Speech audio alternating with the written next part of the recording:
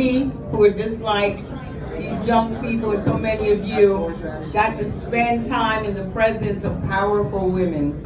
I had never seen a female senator. I never saw a black female senator. And then I walked into this wonderful, wonderful sort of catacomb feeling space in the Capitol, and I met Senator Belmonette Montgomery.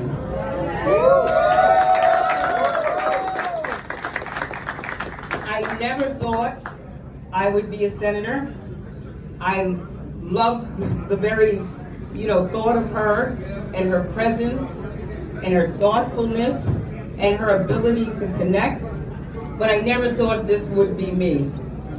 But when my life took shape in many different ways and this came to life, I knew I had a role model and a mentor who would be able to inspire me every single day. Belmonette Montgomery came to the Senate, her first elected office in 1984.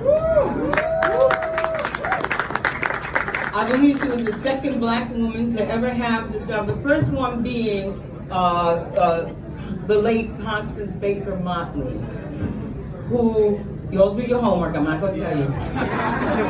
But a lot of the things you're fighting for today, she was able to make it happen in many of her roles, from the NAACP to working with Thurgood Marshall.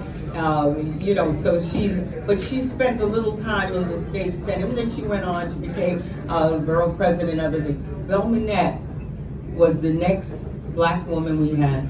Belmonette was the very first woman who actually was pregnant in the chamber and did the work. They couldn't figure out, how are they going to accommodate a woman who's pregnant? How dare this happen?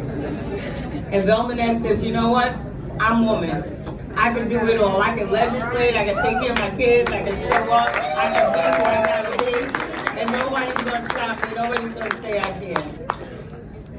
Belmonette has been on the forefront of every good thing. She was the first one to even talk about raise the age and introducing a bill in 2009. That was Belmonette. The first one to talk about school-based health clinics because she knew our kids weren't getting what they needed. She made sure people understood that you should not be shackling women who are in prison and are giving birth. They do not need to be shackled on a gurney. This is her fighting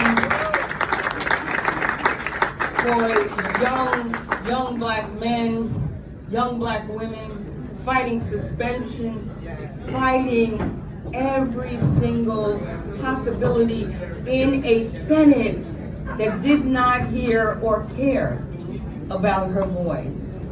And she stood up every day anyway. And guess what?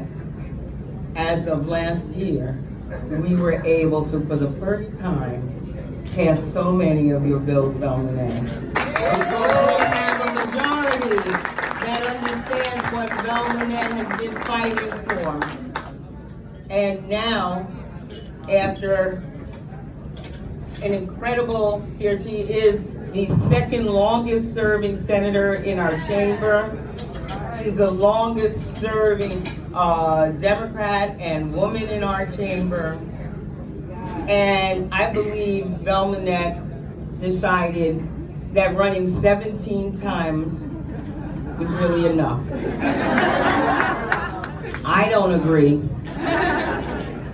but she deserves to be applauded and celebrated for every moment that she took away from her wonderful family, and she took away from her husband and her son and her sisters and everybody in order to fight on the front lines, sometimes all by herself, for people like us who are the beneficiaries of her great work and legacy. Belmonette is going to lead the Senate this year. And so this will be, I know we're all crying, but this will be the first of probably hundreds of celebratory comments about Belknap Montgomery. Because if you're standing up in New York, if you're a woman of color in New York, if you are a child that is searching for better education and opportunity and health care and housing, if you are anybody who has tried to get somebody to listen, and they did, you're standing on Belknap's shoulders. Let me give Belknap a hand.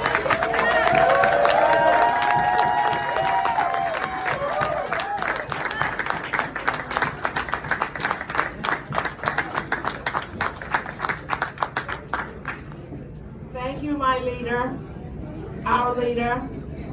I could never have imagined that deciding to do a Power Woman's lunch all those years ago, that we would end up with one of those women who were part of that process, part of that discussion, part of that situation, part of that luncheon, would end up being the first African American, the only woman to be the majority leader of the state Senate in New York, the first in the history. So, as I said to the women yesterday when I tried to relay the story, not as eloquently as my leader, but what I said to the women there was, you matter. And what we do and how we stand up and what we say and what we fight for matters tremendously in many, many ways. I want to thank her for her leadership. It's been a wonderful 2 years, almost 2 years. And for me, it's only 3 years in the majority, I guess, 3.5 years. And she was able to take the ship and steer it, turn it around, and we in the state Senate, we Democrats in the state Senate are so proud of her because she has stabilized us, and I know that we're going to be here to stay under her leadership. I thank you because you're the progressive people in the state of New York. You represent all of the issues that we care, and I care, and you care, and you're working every day, I understand, doing the very hard work, doing the advocacy, doing the leadership, putting the issues together, and creating the army that we will need moving forward to make sure that the young people in our state, that the elderly in our state, that the working people in our state have representation. You're at their backs, and I appreciate you. I don't underestimate you at all, ever, because I understand that when people come to Albany, especially when the people from my communities who are not necessarily ever able to be here, but somehow they get here, you bring them. And I appreciate you for that. So you represent what I care so much about, and I'm just going to pass the torch. I'm not going to just leave, and I'm going to step aside, but I'll still be working. So I'll become one of the working citizens, and I look forward to what I was doing before I came, and that was, I was a community organizer. I went around the state organizing students for child care on campus, organizing parents for child care in communities. I was adamant that we were responsible for making sure that our children, our families had support, and that we were part of the movement to make that happen. I will continue to do that, and I will continue to be with you, and I hope that you don't forget the fact that we're at war. We have a lot of work to do, and I want you to please never forget, do not underestimate Andrea Stewart-Cousins. Do not, and continue to be the wind at her back and the wind at her sail, because she, I know, very quietly, very dignifiedly, she is a leader that we can trust and depend on. So I thank you, Leader Andrea Stewart, and I thank all of you here for all of the things that you represent for the people in the state of New York. Thank you.